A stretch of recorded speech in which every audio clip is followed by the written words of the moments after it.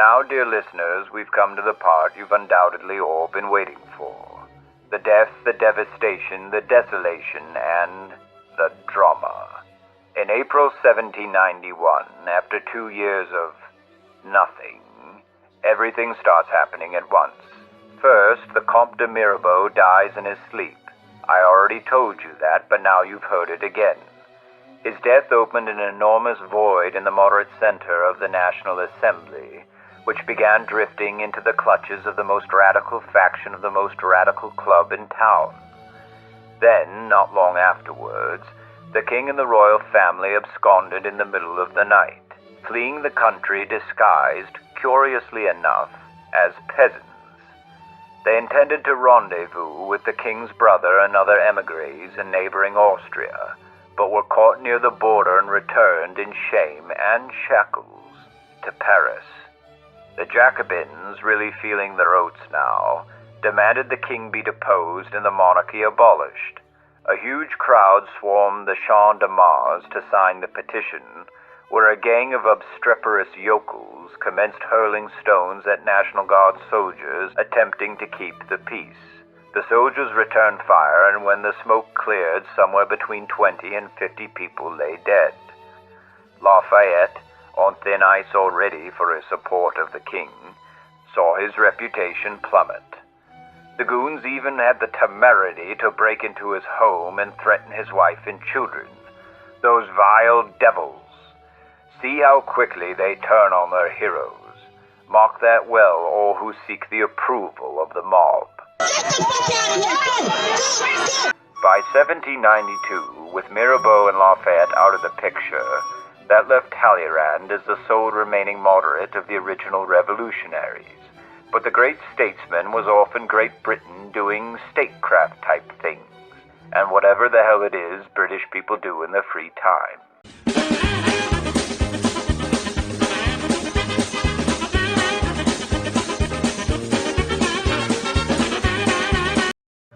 Enter the Girondins. It may be helpful to think of the Girondins as the forerunners of our modern-day progressives, those do-gooder, busybody numbskulls who clear the way for the real fanatics to take charge. My own pet theory about progressives is they should be understood and treated like doggone backseat drivers who never shut the hell up. It's like taking Gladys shopping. They'll never give you a moment's rest with all their yapping and their chirping enough to drive Jesus Christ himself absolutely incurably bananas. The hell of it is, every now and then, they can be right, and you have to admit it, which is the worst fucking part.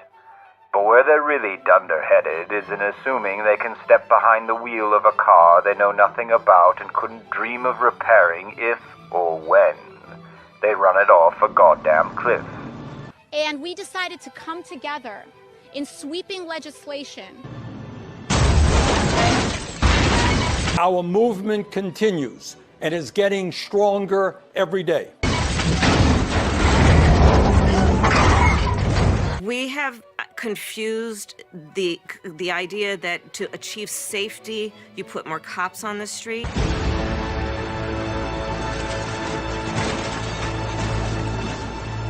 Socialism is a great idea. That does not mean it's a great reality. Give it to you. Now, I know you're wondering, what did these French progressives do once they got behind the wheel? Well, they replaced the 7-day week with a 10-day week, and the 12-hour day with the 10-hour day, and a 60-minute hour with the 100-minute hour, just like that phony baloney metric system.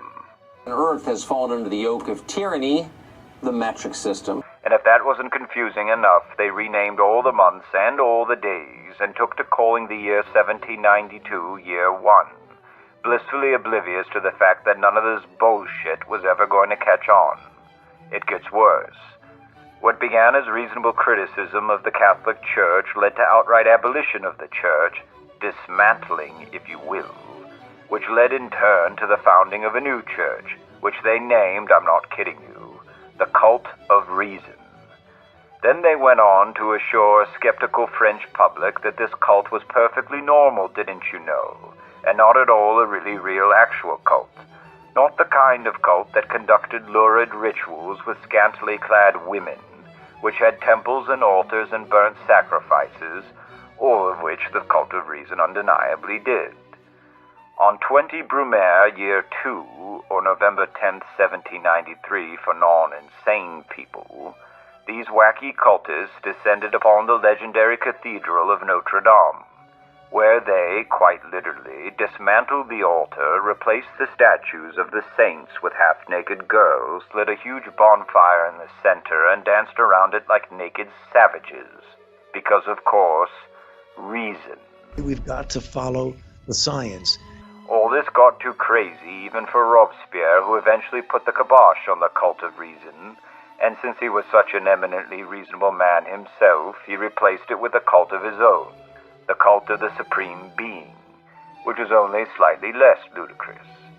For a while in revolutionary France, there was a brisk trade in cults, but that's what you get when you tear everything down.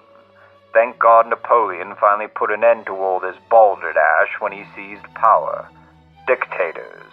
There's another thing you get when you tear everything down. Meanwhile, the Girondins and the rival Montagnards, the faction headed by Robespierre, churned out constitution after constitution like they were flyers for a silly school dance or something.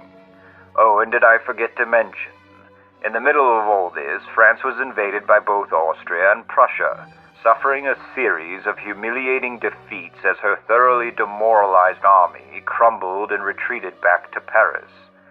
Robespierre, who happened to take power at this time, dealt with the crisis by summarily executing his Girondin rivals and anyone else with the rotten luck to be hanging around that day. Remember this, my wishy-washy left-leaning friends. When the revolution comes, you're gonna get the bullet first. Or in this case, the guillotine. This sinister instrument of death is perhaps the most famous aspect of the French Revolution. Although precursors had been in use since the High Middle Ages, it was two Enlightenment physicians, a Frenchman and a German, who invented the modern guillotine, believing it would render capital punishment a far less gruesome enterprise. The ugly truth is that's exactly what it did. The previous method, a big hideous brute swinging a big hideous axe, was not exactly precise, you see.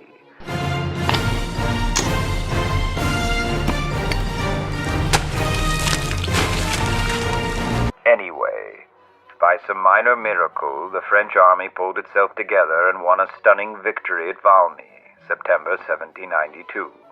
Robespierre and his pals celebrated by condemning King Louis to death, and in January 1793, the disgraced and broken king, only 38 years old, mounted the gloomy scaffold before a jeering crowd of thousands. Test the guillotine! Holy shit! And that was that. King Louis XVI, remembered in the popular histories as a vain, strutting, profligate tyrant who caroused while his country collapsed and finally got what he deserved, was hardly as bad as all that. Rather, he was simply a well-meaning but weak man, possessing neither vision nor qualities of leadership, a lesser son of greater sires, unequal to the difficult task life had conspired to heap upon him. At the end of the day, he was, like myself, like all you youngsters, trapped within the bounds of his own humanly limitations.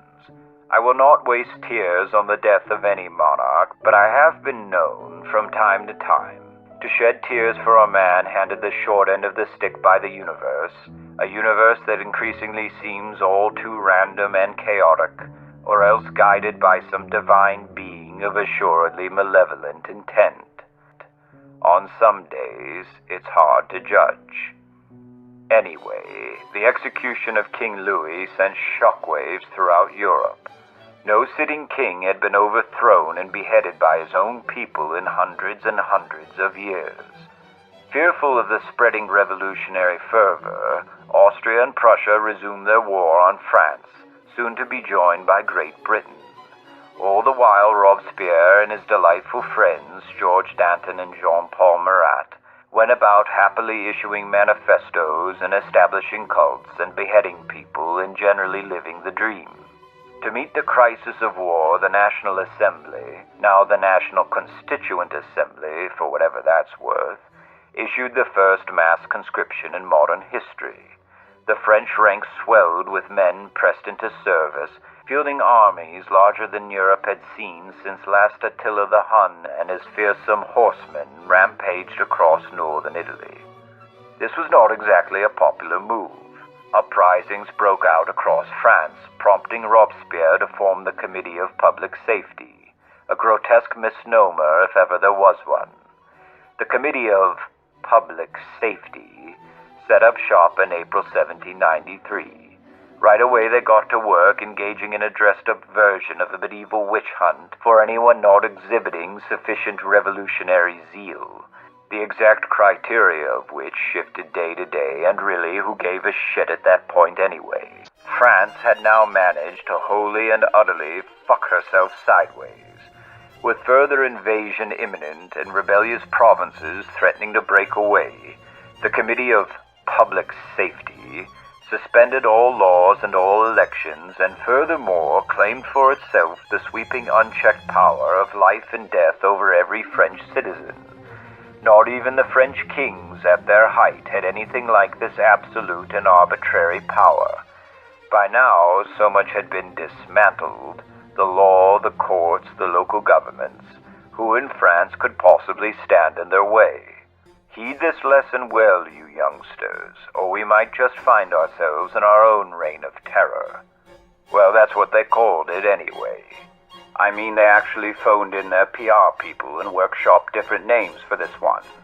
Although, to be fair, Robespierre was never fond of it. He insisted his measures should be referred to as justice measures instead. How laughable. In practice, the terror amounted to a series of hysterical show trials and expedited executions for anybody who happened to make Robespierre's little black book that day. And it wasn't too long before that little black book began to fill with the names of all of Robespierre's closest associates. Remember that one fellow, cross-eyed George Danton, Robespierre's bestest buddy forever and ever? Be gone! What about Philippe Egalite or Camille de... Who are they? Who cares? Sayonara, suckers. Yes! Yes! Oh, Marie Antoinette's still alive, not anymore. What a play by Lillibert! Mercy! Anyone else?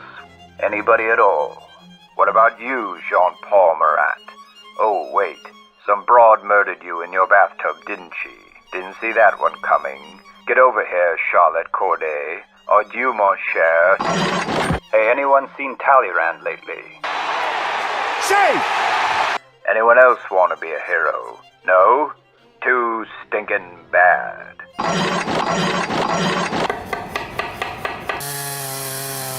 After 2 years of maniacal bloodletting, the reign of terror finally petered out, but not before it claimed one final victim: Maximilien Robespierre himself. It turns out that when you establish the principle that a single body can be judge, jury, and executioner, and then you use this body to pitilessly scourge your political opposition, odds are someone else is going to set up a rival body and do it better than you. In a coup d'etat 9 Thermidor year 3, that's July 27, 1794, history's most famous example of poetic justice took place. Before a jeering throng in the Legislative Assembly, Robespierre was condemned as a tyrant and a traitor by a new committee, the Committee of General Security. No, seriously.